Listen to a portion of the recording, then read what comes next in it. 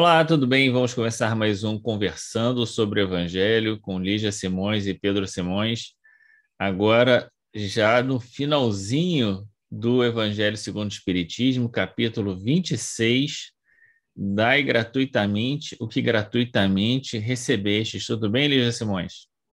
Tudo bem, Pedro, e você? Tudo bom também. Vamos lembrar sempre aqueles que nos acompanham, que a gente tem um cardzinho aqui em cima para quem quiser ver as nossas conversas anteriores, quem quiser também deixar o seu recado, seu comentário, na verdade, também pode deixar, a gente fica sempre muito agradecido. Lembrando que a gente está nessa reta final e agora com duas apresentações, umas às quartas, outras às sextas, para a gente conseguir terminar antes das festas do final de ano. Não é isso? Vamos então começar aqui esse Dai gratuitamente, que gratuitamente recebestes? Muito bom, vamos lá. Começamos com o Evangelho de Mateus, não é? No Lembrando que, como a capítulo. gente tinha Oi, comentado nas conversas anteriores, não tem instrução dos espíritos mais, né? É só comentários Kardec. também, também É, esse capítulo. vai E lá no, o Evangelho vai de lá no Evangelho de Mateus Mateus. registrando a advertência de Jesus aos seus discípulos. Ele estava conversando com os discípulos, orientando-os, né, para a atividade de divulgação, né, do cristianismo nascente, da mensagem do Evangelho, e ele então diz da importância de, ao restituir a saúde aos doentes, ressuscitar os mortos, curar os leprosos, o dom da mediunidade, como nós vamos ver, expulsar os demônios, era preciso que não houvesse nenhuma forma de cobrança. Jesus recomenda dar gratuitamente o que gratuitamente haveis recebido. E é interessante, não é, Pedro, a gente pensar que nós estamos vindo do capítulo 25, o buscar e achareis. Não é uma beleza de capítulo, onde fica tão evidente para nós a misericórdia de Deus. Misericórdia, o significado da palavra misericórdia, córdio, o coração atento, aberto para a miséria do outro, é o significado da palavra misericórdia. Deus é misericordioso conosco e nos é pródigo em bênçãos, apesar da nossa miserabilidade, de ainda vivermos a braços com a iniquidade. Então, a recomendação de Jesus é nesse sentido. Como recebemos de Deus a sua misericórdia, é muito importante que sejamos misericordiosos com aqueles com quem convivemos, dando gratuitamente desse dom que gratuitamente recebemos. Não é isso? É isso, eu acho que aqui todo capítulo vai dizer para a gente que todos aqueles dons espirituais que nós temos, né, não devem ser mercantilizados, seja eles quais forem, né? E se Jesus está falando aqui, dai gratuitamente, gratuitamente recebeste, referindo-se aqui ao dom de curar, é porque essas curas já eram feitas de forma mercantilizada na época de Jesus, Isso, né? isso. Isso já, ou seja, desde os tempos de Jesus, as pessoas já reconheciam, independente da mediunidade, porque às vezes podia achar que era um poder magnético do próprio indivíduo, né? Que Isso. ali, pela sua força, né, magnética, pela sua concentração, enfim, era capaz de revitalizar, não vamos nem dizer de curar inteiramente ou de restituir a vida, né? Mas de dar um outro ânimo para aquelas pessoas que estavam adoentadas, né? Então, essa prática já era uma prática né? Se na época de Jesus já estava sendo feito, é porque já era feito antes de Jesus, né? Jesus só veio chamar a atenção, dizendo, olha, não faz isso. Não, em Mas, todos os tempos, a presença dos curandeiros, é, dos mágicos, das bruxas, é. Mas a gente sabe aconteceu. que os dons, vamos dizer assim, os dons espirituais, não são apenas a da cura, né? Mas também a da palavra, né? Que é também um dom espiritual, às vezes da escrita, que também é um dom espiritual, de você conseguir escrever de forma que leve consolação para as pessoas, leve esclarecimento para as pessoas.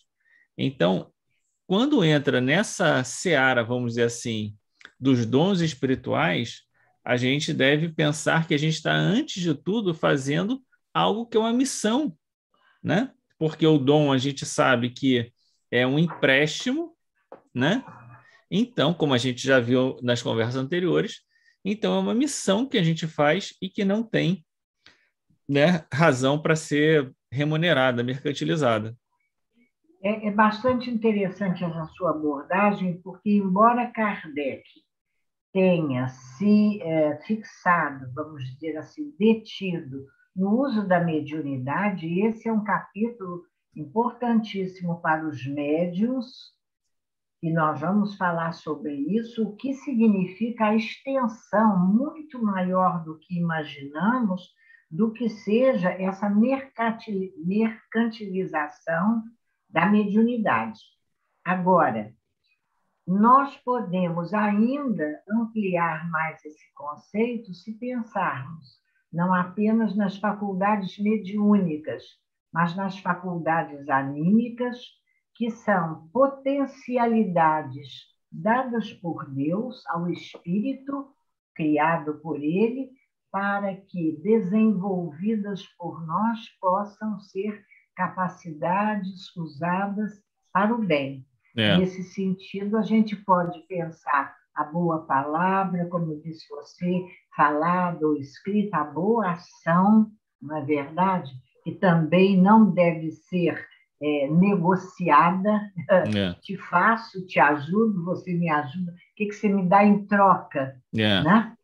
Isso acontece muito, as crianças e nós crianças. O que você vai me dar em troca é. do que eu vou te fazer? Não é isso? É E isso. E aí, aqui, pode falar. ah, Não, não, pode eu ia dizer continuar. que no item seguinte, essa ideia de comércio, né? Deixa eu Como só, então, Kardec. antes de passar para o item seguinte, É, que aí já fala das preces, né? Aqui nesse como item objeto ainda, de comércio também, né? isso. O que é importante, assim, além disso que a gente já comentou, né?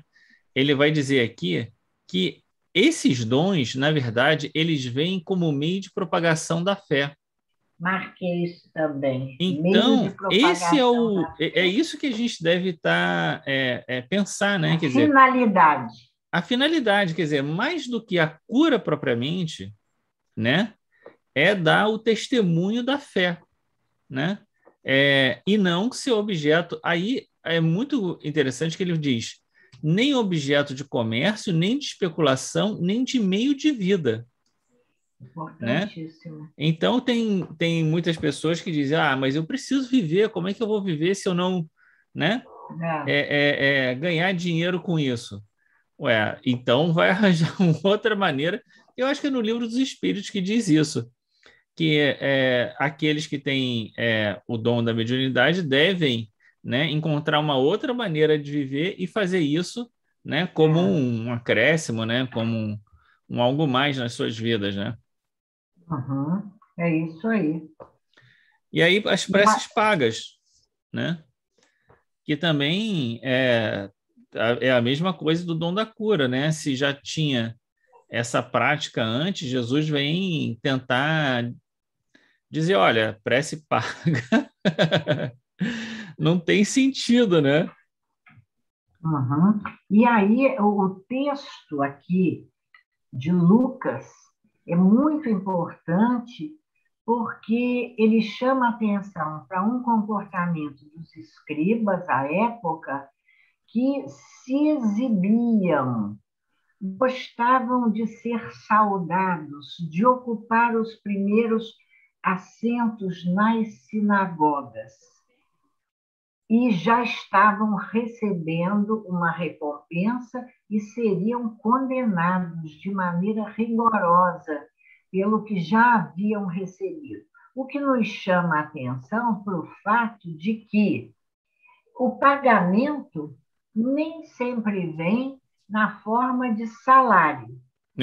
E esse é um cuidado seríssimo, porque muitas vezes nós não cobramos o salário material, mas cobramos o reconhecimento, o respeito, a saudação, queremos ser mestres, o ocupar os primeiros lugares, etc., etc., etc. O uso da mediunidade, para além de ser um ganho, né, torna-se também um objeto de poder, poder sobre os outros. E isso ainda hoje, e de, como é que a gente pode dizer, alimentar o orgulho e a vaidade dos médiuns, que começam a se considerar diferentes e querem ser citados, e da mesma forma que os fariseus e os escribas ocuparem os primeiros lugares, etc., etc., etc. Não é? Jesus uma das vem coisas chamar a atenção. Uma das coisas importantes que a gente normalmente fala para as pessoas é que a importância da prece está no sentimento, né, que você imprime a prece, quer dizer, a prece também está lá no Livro dos Espíritos, né?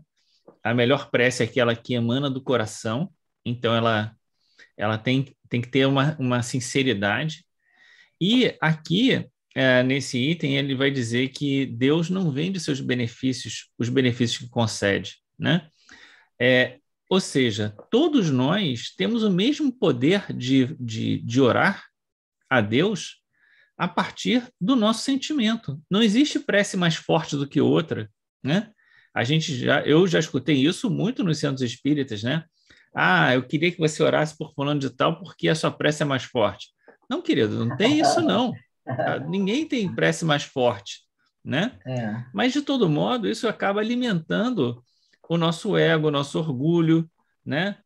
Que é isso que você estava dizendo, né? Vem para cá você que então faz a melhor prece. Não, não tem melhor prece.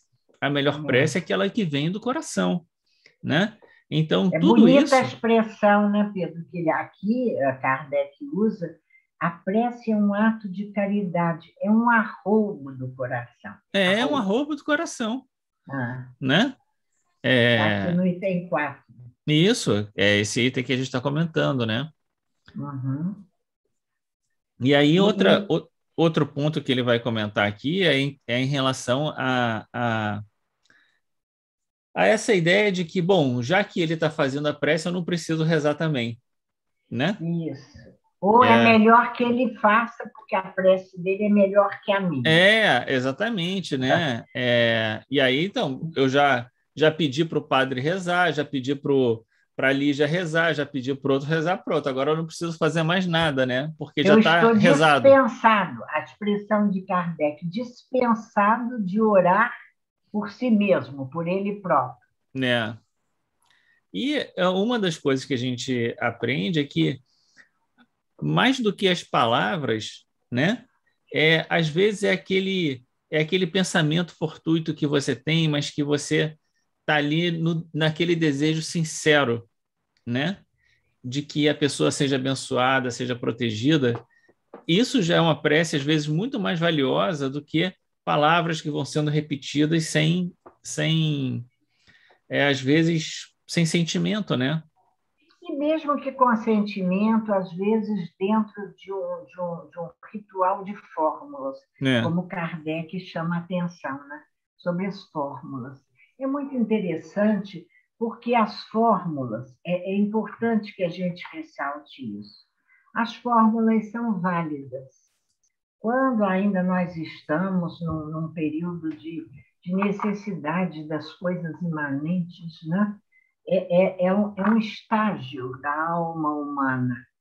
As, as imagens, as fórmulas, tem os rituais, têm um significado, como um agente intermediário que auxilia a concentração, o pensamento e tudo mais. Mas é importante que a gente caminhe, né? E perceba, porque já Jesus nos trouxe essa compreensão, e a doutrina espírita mais ainda, marcando a importância da força do pensamento, do desejo, e de não estarmos presos a formas, transcendermos das imagens, das fórmulas. Isso é um exercício. Mas eu sou acostumado. Mas eu gosto de orar. A gente talvez não ore diante da imagem, mas ora diante da foto do mentor. É a mesma coisa. É a mesma coisa. Ora diante da foto do mentor. Há uma historieta dizendo de uma estátua, né? Um monumento, não sei como falar, e agora me faltou a palavra, de Kardec, no Centro Espírita Allan Kardec, puseram lá um Kardec de bronze, sei lá do que, na entrada do centro. Uhum. Um Kardec bonito ali representado. E a pessoa conta que no lugar da casaca de Allan Kardec, havia, assim, na altura do ombro, um lugar desgastado, o material que construía a imagem desgastado, que a pessoa entrava no centro e passava a mão ali no ombro de Kardec, como estabelecendo, que delícia, estabelecendo com ele um carinho, um respeito. Você veja, é uma coisa... Ninguém está fazendo isso por mal, vamos dizer assim, mas são ainda atavismos. Isso é um atavismo, não é verdade? Que a gente pode modificar. Agora, é interessante você contou essa história. Aqui no... Não, fala. Não, aqui no final do capítulo, do item 4, Kardec ele tem uma pergunta que vale a pena ler, quando ele fala da prece feita, encomendada a terceiros.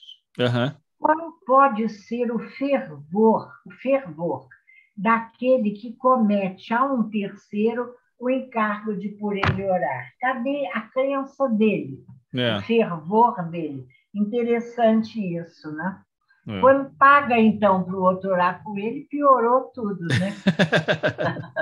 E, às vezes, a gente não paga apenas de, não, eu quero te remunerar pela prece. Nós tomamos muito cuidado, sabe, Pedro, na nossa casa, porque muitas vezes a gente faz o atendimento fraterno e a pessoa se sente amparada, né, pela palavra ou pela orientação que é dada, e ela depois termina dizendo, não, você pode me dizer, eu quero dar uma ajuda para o centro.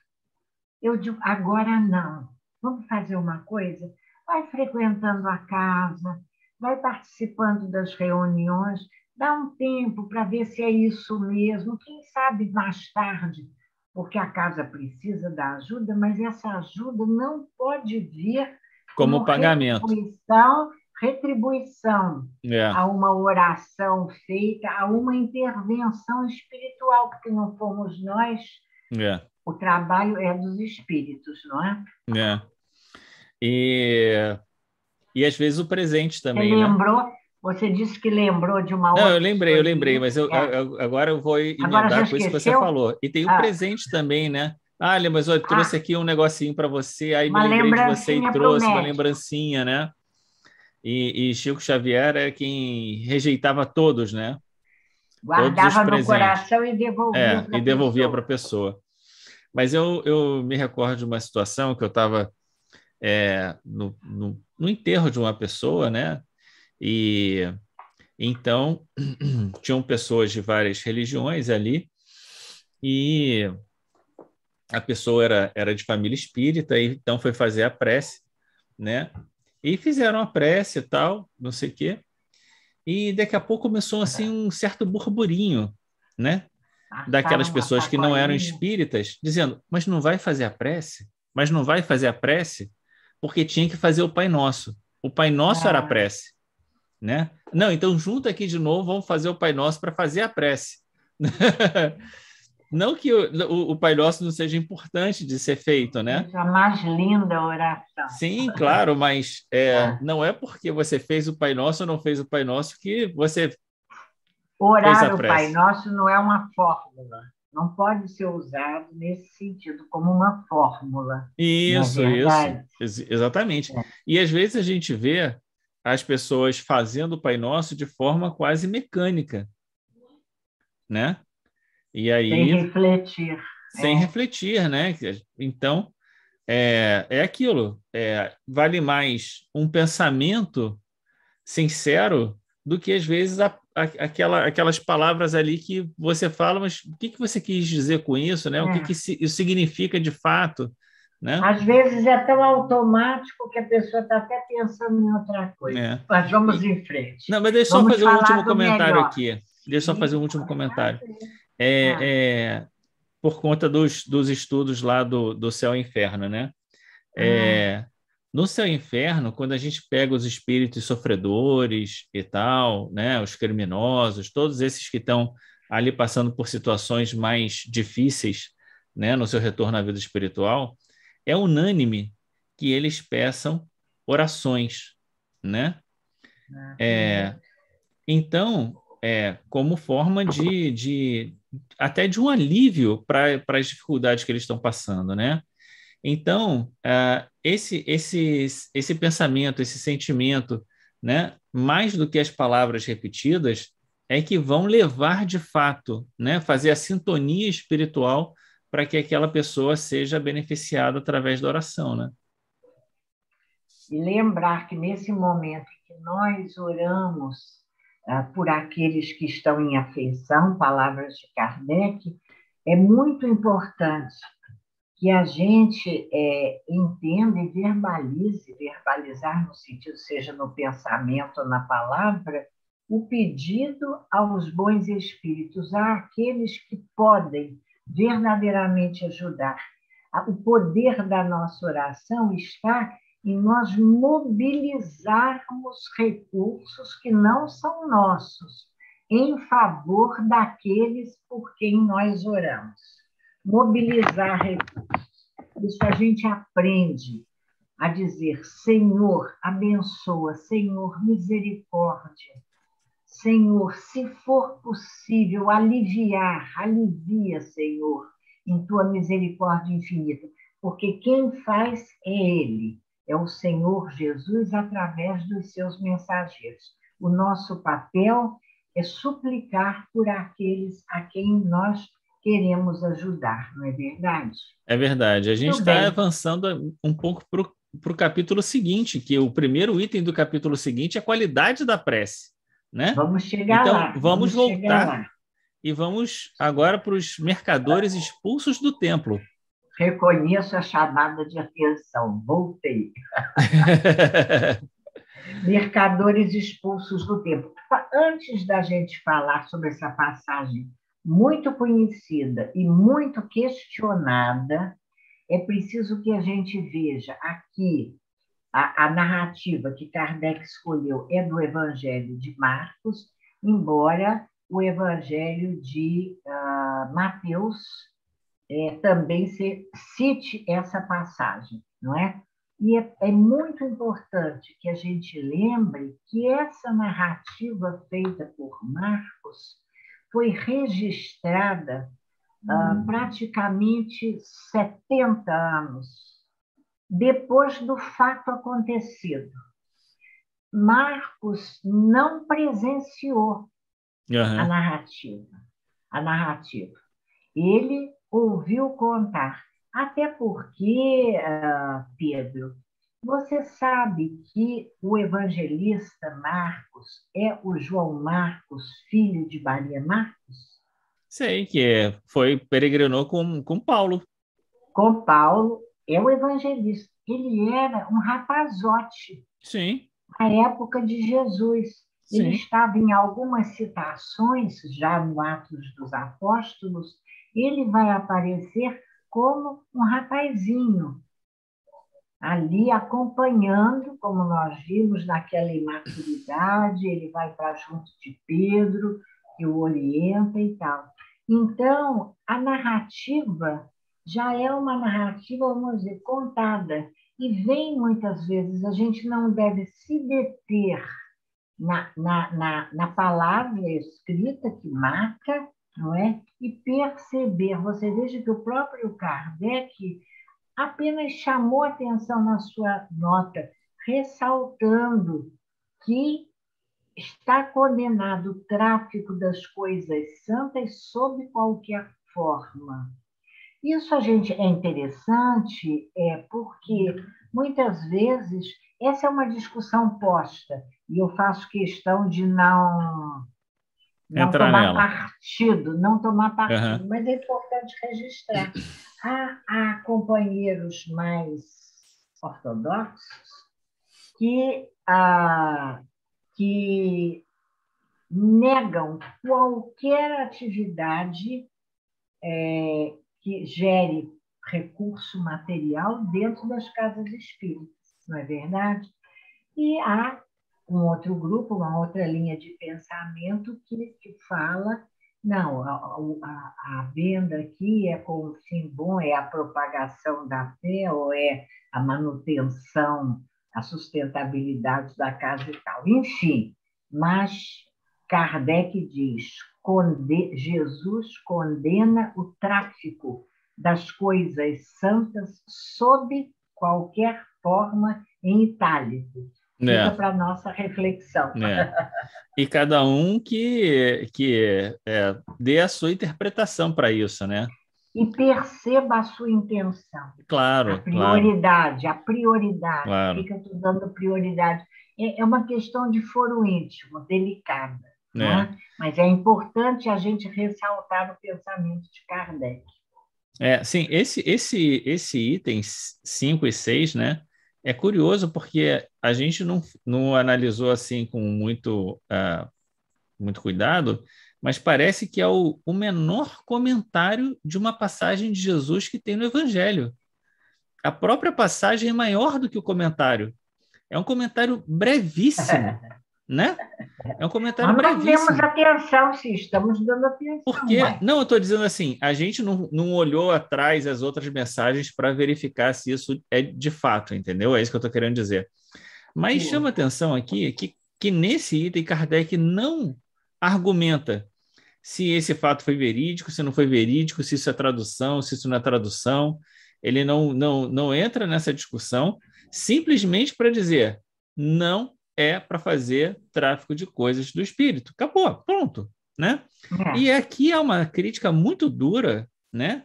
Aquilo que se fazia, né? E se faz até hoje em outras religiões cristãs, que tudo vira objeto de comércio. Então, e a gente deve tomar cuidado também com essa maneira de lidar com as coisas que são próprias ao espiritismo, né?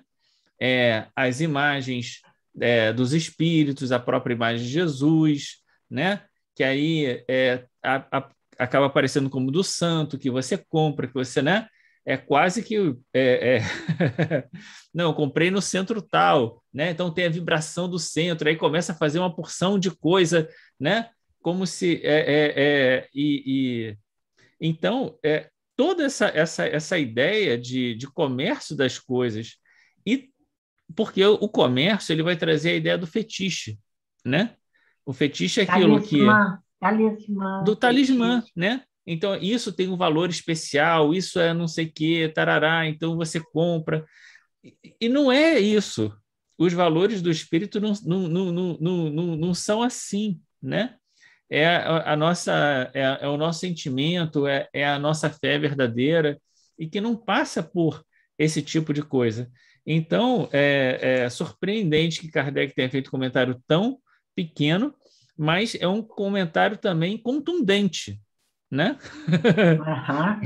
Firme. Quando ele diz, Posicionou-se. condenou assim o tráfico de Falei. coisas santas sob qualquer forma, ponto, e vamos mudar de assunto. Vamos, então, à mediunidade gratuita, não é isso? Que É o são os último ponto itens aqui da nossa finais conversa. de hoje.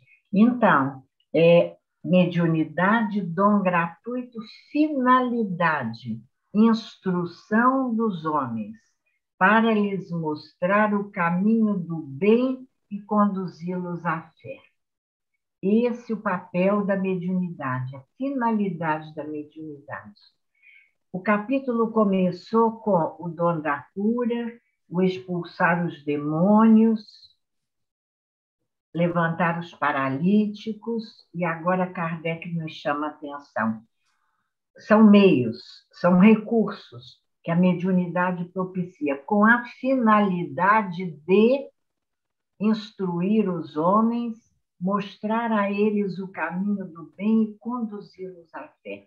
Então, a forma como nós usamos a mediunidade é muito importante para que nós alcancemos esse objetivo. Porque se o médium traz para ele o bônus da cura, da melhora, da libertação do companheiro da condição de obsessão, ele impede essa instrução e essa condução à fé. A fé vai ser nele.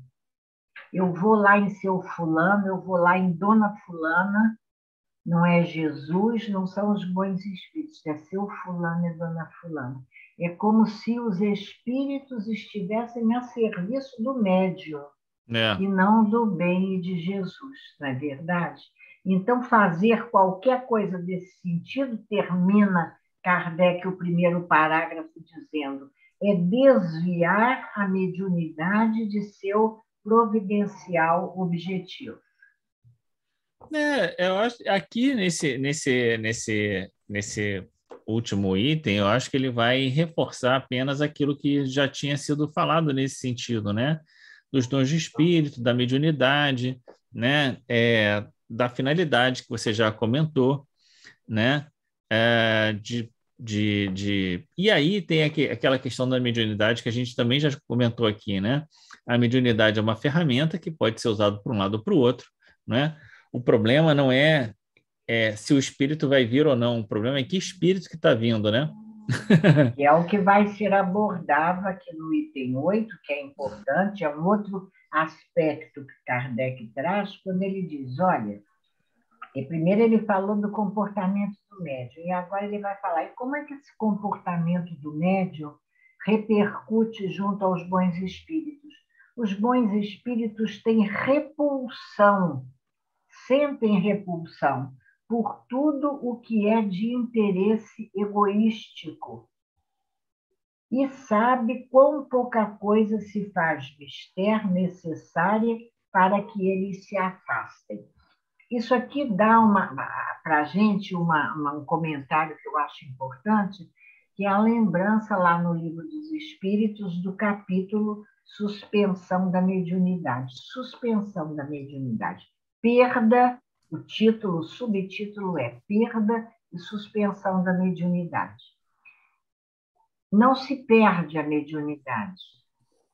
Ela fica em suspenso, porque para acontecer o fenômeno mediúnico é preciso a presença do espírito. Se os bons espíritos se negam a trabalhar com o médium que negocia a sua mediunidade, ele até vai trabalhar com espíritos que não são os bons. Então, muitas vezes o médium diz, não sei o que aconteceu comigo, não sinto mais a presença dos espíritos junto de mim. Opa! Então, o que está acontecendo? Se você não sente, possivelmente eles não estejam mesmo perto de você. Ou então você está, como o pessoal gosta de dizer, com o guarda-chuva aberto, né, que não deixa passar a boa vibração.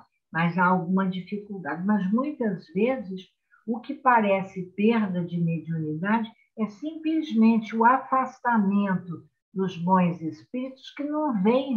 O médium pode sentar, se é um médium psicográfico, ele pega o papel, ele começa a escrever, daqui a pouco a mão para e o pensamento não vai para frente, porque os bons espíritos não estão ali presentes. Kardec chama atenção para isso e ele termina dizendo: é preciso, para ter boa comunicação, que o médium as peça seriamente e, em seguida, que se intere da natureza da simpatia dos espíritos com ele. Isso é muito interessante. Uhum. O médium que é simpático aos bons espíritos. O que Mas que qual é a faz um condição para médium? simpatia com o bom espírito? Está aqui dito: a humildade, o devotamento, a abnegação, o mais absoluto desinteresse moral e material. Final do item 8. Isso, mas isso é muito Olha lá. importante, porque isso vem reforçar tudo aquilo que a gente já conversou, do devotamento, da abnegação, né? Como chaves Presentes. para assim, para nossa vida como um todo. Por isso que eu acho que o devotamento e a abnegação são temas muito pouco trabalhados. Final do É, capítulo 6. Agora eu gravei. isso, da consolação, né? É o É, último é, item da consolação. né? Seja devotado e abnegado e sereis fortes diante das adversidades, né?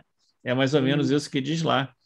Então, ele perpassa a discussão do devotamento e abnegação, perpassa tudo, e é aquilo que vai garantir com que a gente tenha a sintonia com os bons amigos espirituais.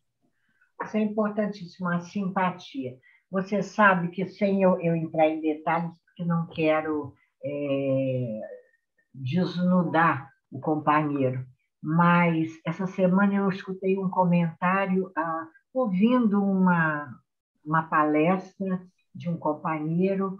Eu disse a ele: nossa, que palestra linda, você estava inspirado. O tema era um tema bonito da casa onde ele faz o estudo, e como você estava inspirado, que beleza o seu estudo. Gostei muito. E ele disse para mim: pois é, eu estava muito inseguro e muito emocionado, porque eu estou passando por problemas pessoais graves. Mas quando eu cheguei ao centro, veja a delicadeza dessa alminha. Ele disse: eu estava tão atormentado que o único lugar que tinha para eu ficar um minuto mais sozinho, eu fui ao banheiro, fechei meus olhos e fiz uma prece. Disse: Senhor, me ajuda. Eu implorei a Jesus e aos mentores da casa que me ajudassem. Procurou um lugar à parte, o banheiro que ele quis, e disse que quando voltou, o médium sentiu a presença. Eu falo, me arrepia de tão bonito que eu acho isso. E ele falava, e a gente, mesmo na live, a gente percebia o envolvimento da presença espiritual. São almas simpáticas aos bons espíritos. Isso é muito interessante. Os bons espíritos não vêm tirar o conflito da vida dele, mas vêm auxiliá-lo no tarefa. Que coisa bonita, que ensinamento precioso, não é? Para nós, as simpatias. E o que é que a gente precisa fazer para ser simpático aos bons espíritos? Não só José Pedro, a humildade, o devotamento e a abnegação, o mais absoluto desinteresse moral e material, final do item 8, mas no meio do primeiro parágrafo do item 9, nós vamos encontrar: a mediunidade é talento adquirido pelo estudo, pelo trabalho. Estudo e trabalho. Não vai acontecer, como nós sabemos, sem o concurso dos espíritos, E aí ele reforça, já que não há mediunidade sem os espíritos. Abnegação, devotamento, desinteresse, estudo e trabalho. Colocar-se, é aquela beleza daquela passagem do Antigo Testamento que diz, não sei dizer exatamente aonde, Senhor, venho a ti como estou. Isso é belíssimo. Venho a ti como estou. É a entrega, é o reconhecimento da nossa pequenez, da nossa miserabilidade, é uma palavra forte, mas eu gosto dela. Miserabilidade da nossa alma ainda tão atrasada. Venho a ti como estou. Olha, faz de mim instrumento de tua paz, Francisco de Assis. Muito lindo.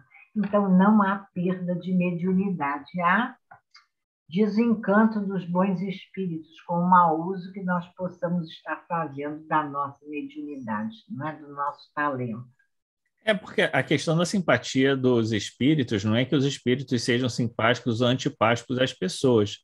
Na verdade, é a Não, não é essa simpatia. a ideia. Pois é, Simpatia não então. é Mas nesse a simpatia sentido. está exatamente na afinidade de propósitos. Afinidade, Afinidade de lógico. propósitos, né? É nesse É. sentido que está sendo colocado aqui a simpatia. Não, porque quando fala assim, não, para aqueles a que os espíritos são simpáticos, parece Ah, que então, bom, é. tem aqueles que eles não são simpáticos. Não, não é isso. É aqueles Não, que não já é entenderam a mensagem e já estão ali vibrando no mesmo, né, na mesma onda, né? diapasão, no É, mesmo diapasão, na mesma para a questão. gente usar a música. E aqui no final desse item 9 é que ele vai dizer, né, que com o Espiritismo a mediunidade foi elevada à categoria de missão. É. Mediunidade elevada à categoria de missão e recomenda para nós a leitura do Livro dos Médiuns de O Céu e o Inferno, Né? não é? Essa questão da missão também é uma questão muito importante. Às vezes a pessoa diz: Ah, eu não sei o que eu estou fazendo aqui na Terra, não sei qual é a minha missão, não sei o quê, e está cheia de mediunidade. E está cheia de Pronto, querida, já mediunidade. encontrou sua missão. E olha, José Pedro, o que você disse que estava lá no Livro dos Espíritos está aqui no final do item 10. Lê para nós o segundo parágrafo do item 10, por favor. Ah, e agora? Procure, pois, aquele que carece do que viver recursos em qualquer parte, menos na mediunidade, pois, não lhe consagre, se assim for preciso, senão o tempo de que materialmente possa Materialmente, dispor. Os espíritos lhe levarão em conta o devotamento e sacrifícios, ao passo que se afastam dos que esperam fazer deles uma escada por onde subam. Isso. então, fez a leitura, o que eu entendo desse último parágrafo que você acabou de ler, Pedro? Olha, vamos por partes, porque às vezes a leitura assim dificulta. Aquele que carece do que viver, procure recursos em outra parte, não na mediunidade. Então, se você precisa trabalhar para comer, para morar, para sobreviver, utilize as horas da sua vida para a atividade material necessária à sua sustentação, sem preocupação. Ah, mas eu poderia estar o dia inteiro no centro trabalhando mediunicamente. Não. Faça, venha quando for possível, atenda aos seus deveres Materiais. espirituais, na medida de sua possibilidade, parênteses, porque há fases na vida da gente. São as pessoas com filhos pequenos, que muitas vezes é médium, mas precisa, não vai toda noite para o centro trabalhar, deixando as crianças em casa numa hora delicada como a hora de dormir. É a pessoa que quer fazer um curso no fim de semana, um trabalho no fim de semana, mas tem a responsabilidade da família a que ela precisa atender e milhões de outros exemplos.